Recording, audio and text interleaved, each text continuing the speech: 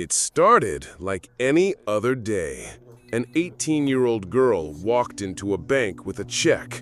Within hours, she'd be in handcuffs, crying, terrified, and facing felony charges. This is the true story of Serenity, a young woman caught in a dangerous game she never truly understood. Serenity grew up in foster care. Like many teens aging out of the system, she had no... It's right there. I'm sorry, is there a problem? Yeah, where'd your friend go? My cousin? Yeah. I'm assuming to the car. I'm sorry, is there a problem? Yeah, where'd she go? Hey. What's the issue? Well, she just left without you. Where'd she go? She went back to... I'm actually supposed to be leaving now because I had to go pick up my nephew, but what's going on? Okay, where'd she go to? I just said to the car, sir. What is going on again? She got in a car in the middle of the road. I'm sorry, in the middle of the road? Yeah, when she saw me, she ran out of here. Okay. So they left me? Yeah. Going to be a negative on a signal 4, they did not touch. I don't even have my phone on me. Okay, just hang up. What's your name? Serenity? Serenity, yes. Okay. Dispatch 6106. The subject Tell me is what heading eastbound on Bayless back towards the shelter now. There is a caseworker that's no stable support network. She wanted money, independence, and belonging. In her area, there was a growing underground scam, stolen checks, and quick cash schemes. Recruiters targeted vulnerable youth, promising easy money if they could just deposit this check or cash it on someone's behalf. These schemes weren't new. Across the country, similar fraud rings prey on young people who don't understand how serious the crime is. On that morning, Serenity was with two friends, one known only as Dope Boy. He handed her a check with a smile. "Easy money. You'll be fine. Just cash it and we split the cut." The check was from a local woman named Sharon. It wasn't Serenity's. Sharon had never met her. The check had been stolen and forged. Serenity, nervous but needing cash, agreed. She and her friends pulled into a Florida bank. Inside, the atmosphere seemed calm, ordinary. Tellers chatting, customers waiting. But this day wouldn't stay ordinary. Serenity filled out the deposit slip, handed over the check. Tellers noticed odd handwriting, mismatched ID info. At the same moment, bank staff saw a young man, her accomplice, acting nervously outside. Then, suddenly, he bolted. He jumped into a car and fled. That one move set off alarm bells. Staff discreetly called the police. Possible check fraud in progress. Serenity stayed inside waiting for the money. She didn't know multiple patrol cars were already on their way, or that her day and her freedom were about to change forever. Alright, he's trying to reach out to the lady who reported it from the other branch. For fraud. To see if it was...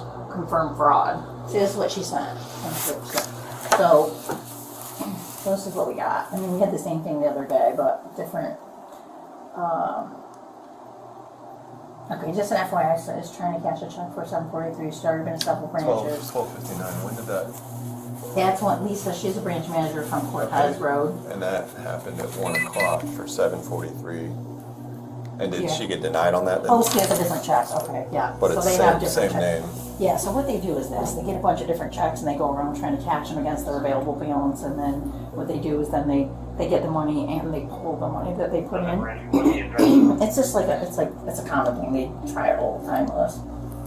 So this is not the Sharon. Is she...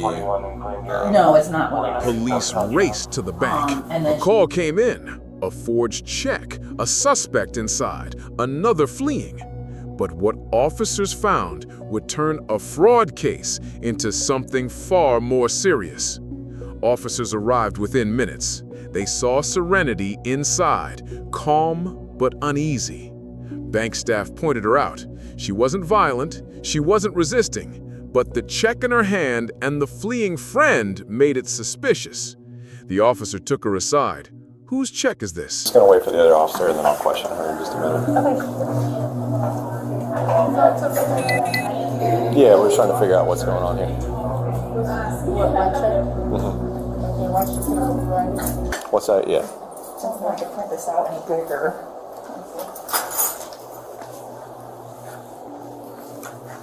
Let's see if she could email it to me. I don't know if I could print that out any bigger. It's fine. What I plan on doing is just kind of questioning her. It's a common thing they do. Yeah, no, It's but always tons of people. I'll catch her in a lie here, but just But the person that came in, that was with her, that came in, he said, just as I was. where the girl, whoever that was, Yeah. he said, how much longer is this going to take? And of course I was trying to stall her, right? Yeah. Because I was at lunch and they said they were calling you. So I said, Serenity hesitated. She didn't know Sharon. She couldn't explain why she had the check. Meanwhile, officers began tracing the fleeing accomplice's vehicle, alerting other branches about possible linked scams. Police contacted Sharon directly. She confirmed she had never given Serenity or anyone else permission to use her check. It had been stolen. At the same time, fraud investigators noted similar cases in nearby counties. This wasn't random. It was part of a larger pattern. Serenity's story began to crack. She admitted a friend gave her the check but refused to name him. She claimed she just wanted quick money, didn't know it was stolen. Officers documented everything: the check, her ID, her statements. It was enough to charge her with uttering a forged instrument, a serious felony. As they prepared to take her into custody, by now, Serenity was in the back of a patrol car. To her, it all felt like a misunderstanding. To the officers, the pieces were finally clicking together. As officers secure the scene, one detective calls Sharon, the account holder. Sharon sounds confused and alarmed. She says, "I never wrote a check to anyone named Serenity." She confirms the check was stolen from her mailbox days earlier. This is the confirmation police need. It's not just a hunch, it's fraud. The officers begin connecting dots. Other reports of stolen checks in neighboring towns. Many involve similar methods. Youths depositing stolen checks, cashing them, and handing money to older recruiters. Officers explain, for audience education, check fraud rings operate across the U.S., often preying on young people without criminal records. They promise easy money, but leave them carrying the legal consequences. Inside the patrol car, Serenity insists she didn't steal anything. She says someone gave her the check and promised her $200. She cries, saying she thought it was easy money. Detectives push for names. She refuses, either out of fear or loyalty. The officers note this is common. Lower-level participants rarely give up the organizers. Narrate what uttering a forged instrument means legally. Presenting a check or document you know is fraudulent with intent to defraud. It's a felony in Florida, carrying years in prison if convicted. This is a turning point for viewers to grasp how serious the situation has become. But things were about to escalate even further, because the check wasn't the only illegal thing Serenity had on her that day. Do you know when those checks were stolen from you? Up the coast. They're probably already in like Naples. I'm trying to hit them there. I don't think they're Oh, you think they were pulled from the trash? Okay, all right. Okay. But just to be clear, you do not know anyone named Serenity? Yeah, they pulled the money out. I'll look at the account. Well, you could still possibly know a young lady named Serenity. Can I check? Oh, Let me well, check her account. Okay, so, all right, so you don't know her and you never wrote her a check. Is that correct? Okay. Somebody interrupted late night? Let's say that for me. Turn around.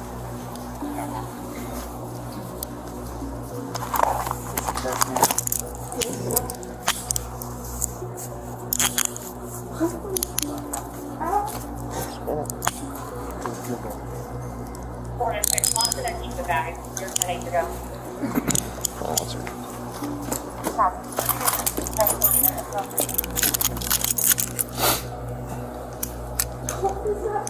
Jay, yeah, we're gonna step in here. Go on. Hold on 1 second.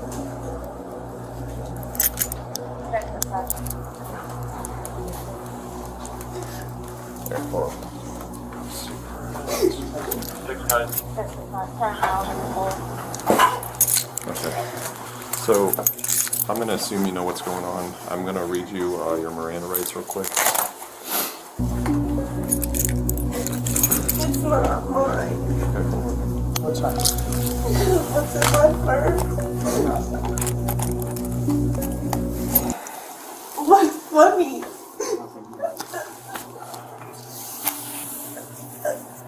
I'm gonna read you your Miranda warning, okay? Okay. You have the right to remain silent. Anything you say can and will be used against you in court of law. You have the right to talk to an attorney and have him or her present with you before answering any question. If you cannot afford your attorney, you will be able to prosecute before answering any question you wish. You can decide at any time to exercise these rights and not answer questions or make any statements. Do you understand these rights to explain it? Having these rights in mind, you wish to talk to us. I'm sorry, say it one more time. Having these rights in mind, do you wish to talk to us? No. I would like to have like a government or something with me. How old are you? 18. Okay, you're an adult. I know. Okay.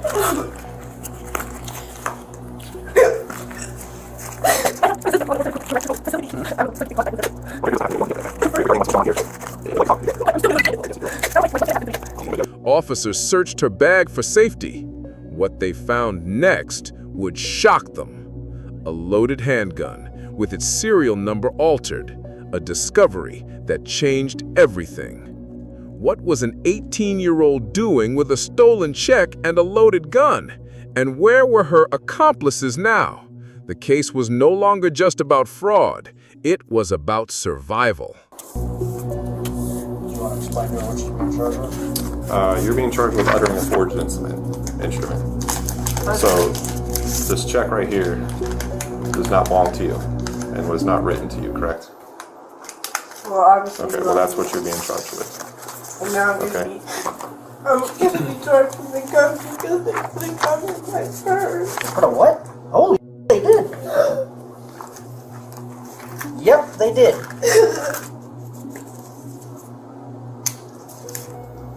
Do you want to tell us about this?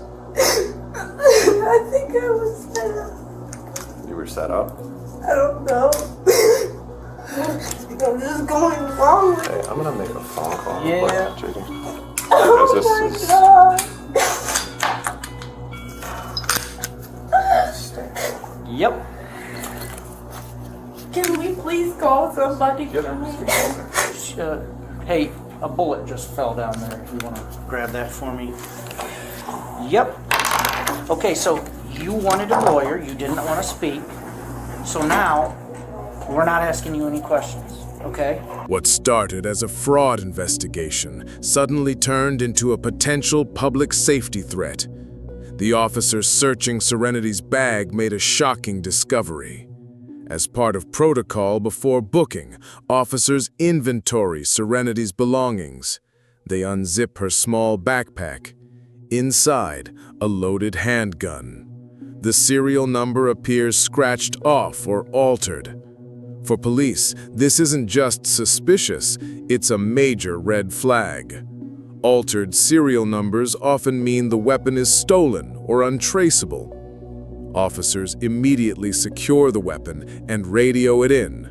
What was a non-violent fraud case now involves firearms and potential weapons trafficking. The audience learns, even if Serenity never planned to use the weapon, possession of a firearm with an altered serial number is a separate, serious crime. When confronted, Serenity sobs and claims she didn't even know the gun was in the bag, that someone else must have put it there. Police remain skeptical, but follow procedure. They photograph and bag the weapon for evidence. Explain why the gun discovery escalates her case. Concealed carry without a permit. Possession of a firearm with an altered serial number. Combined with check fraud, she now faces multiple felony counts. For viewers, this highlights how even small criminal decisions can snowball when compounded with additional charges. Detectives now have more incentive to find her accomplices. Was this group part of a larger ring? Was the gun theirs? Why did one suspect flee? Narration ties this into a wider social issue, vulnerable youth being exploited for crimes they barely understand.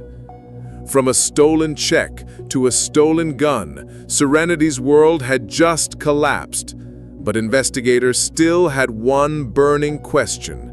Who else was involved, and why were they using her? I'm gonna have to look it up, but I think that's a charge too. This is not fair to me. What? It's an altered serial number. Possession of a firearm with an altered serial number is a charge also, right? Is it? Yeah, it is.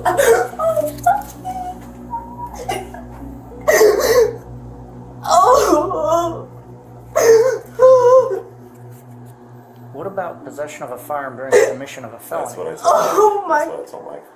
So you've got CCW firearm. So you're trying to add charges on? You're gonna have like 5 felony Why charges. are you trying to make it Hold on, worse? you got uttering, Oh concealed firearm, Please. altered This is serial number, not I my think it's a misdemeanor. I fault. don't know, I'll look it up. And then Please. possession of firearm. I didn't have a felony with my firearm. Oh. A felony with a firearm. Bro, how? He would, I don't know. She didn't have, I mean, we'll look it up. I think well, it's that's what. merely possessing it while committing, because she's not using it. It wasn't used.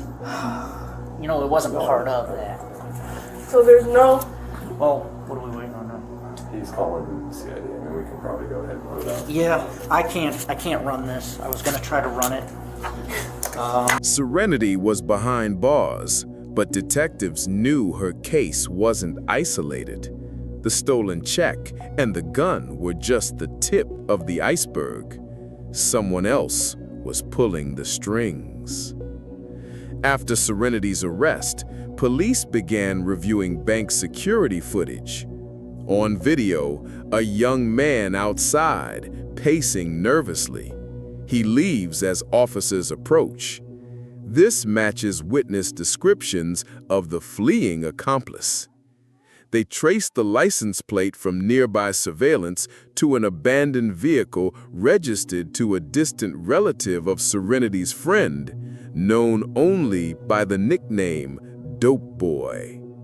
Detectives suspect that Serenity was a low-level runner for a check fraud ring. Recruiters often find teens through social media, promising quick cash. They provide stolen checks, have the teens deposit them, and take most of the money, leaving the teens with the legal fallout. Fraud rings like this are a growing trend, especially in vulnerable communities. Police often struggle to prosecute the higher-ups because the low-level recruits rarely give names. Back in jail, Serenity breaks down during questioning. She admits she barely knew the man who gave her the check. He allegedly promised her $200 and told her, "If anything happens, just say you found it." She's terrified of naming him, fearing retaliation. Detectives note that these recruiters often carry guns themselves and manipulate youth who are desperate for money. The discovered handgun raises more questions. Was it connected to a robbery? Was it planted on her to evade police later? Detectives now had 2 parallel investigations, the check fraud and the firearm. But Serenity's biggest challenge was yet to come, the courtroom. I mean, I still want an attorney, but I'm not obviously. You have no obligation to do so. If you talk to us now, you are doing it of your own free will. Of course. Okay. But you suggest, like, do you think I should have a lawyer? We don't give legal advice. I don't know what to do. Well, listen. Again, you are an adult. I think you know what's going on here.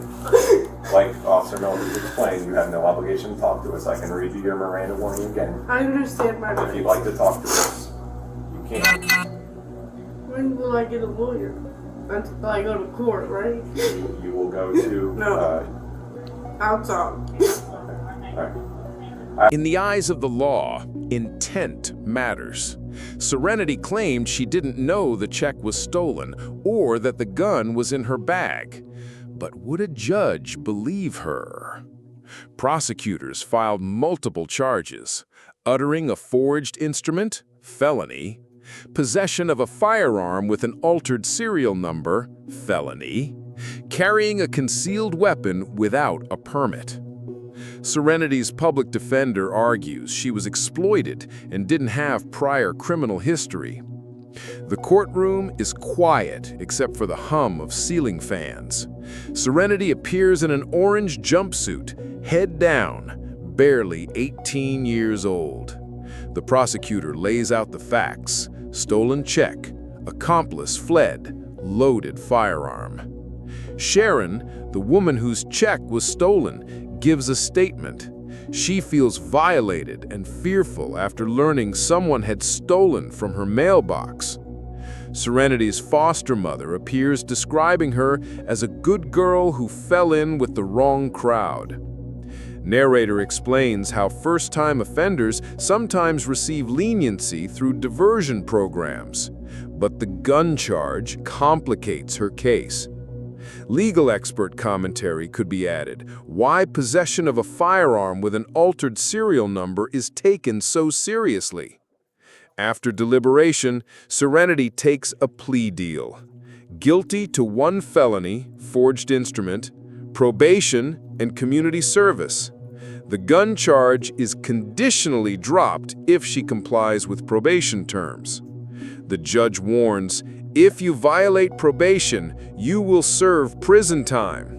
Serenity leaves court crying. She avoided prison for now. But the case remains a cautionary tale. A split-second decision can have lifelong consequences.